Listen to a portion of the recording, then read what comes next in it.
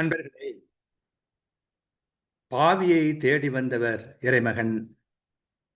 அவ்வாறு வந்ததால் அவர் எவ்வளவு இழப்பு அடைகிறார் என்பதை எண்ணி பார்த்து வளனார் பாடுவதாக இந்த செய்யுள் அமைகின்றது.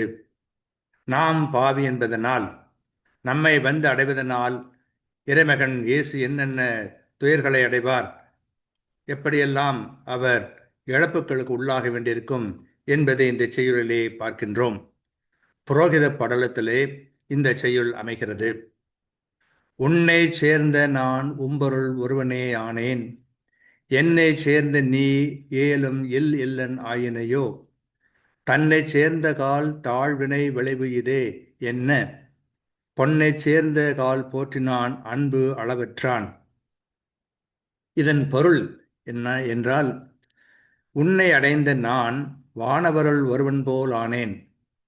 என்னை வந்து அடைந்த நீ தகுந்த வீடுமே இல்லாதவன் ஆனாயோ. தாழ்விற்கு உரிய தீவினை ஒருவனை வந்து அடையும் போது ஏற்படும் விளைவு இதுவே ஆகும் என்று கூறி, அன்பில் அளவற்றவனாகிய சூசை திருமகனின் பொன் போன்ற கால்களை போற்றினான். திருமகன் எந்த தீவினையும் இல்லாதவன். ஆகவே இங்கே தீவினை என்பது மனிதர்களுடைய தீவினையை தன் மீது சுமந்து கொண்டதை குறிப்பதாகும். ஆகவே நம்முடைய குற்றங்களை அவர் ஏற்றுக்கொள்கிறார். உன்னை வந்தடைந்தேன், வானவருள் ஒருவனானேன். நீ என்னை வந்தடைந்தாய், குடியிருக்க வீடு மற்றவனானாய். பாவியை வந்தடையும் விளைவு இது என்று அளவற்ற அன்புடைய சூசை கூறி இறைமகனின் திருவடியை பற்றினார் என்று காண்கிறோம்.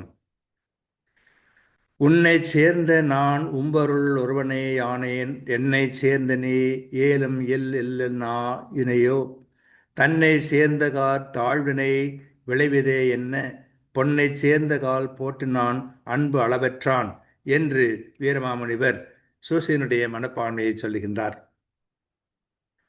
கிறிஸ்துவை அடைந்தவர்கள் வானவர்கள் ஒருவராகின்றார்கள்.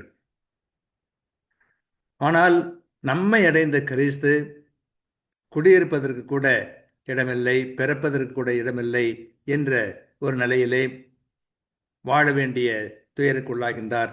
காரணம், நம்முடைய பாவங்களுக்கு அவர் பொறுப்பேற்றுக் கொண்டார் என்பதுதான். இதை எண்ணி மிகுந்த நன்றி உணர்வோடு ஆண்டவர் இயேசுவை நாம் போற்றுவோம். நம்முடைய கடனை அடைக்கின்றவராக அவர் இருக்கின்றார். அதனால் இன்னல் உறுகின்றார் என்பதை நாம் நினைப்பது சிறப்பு.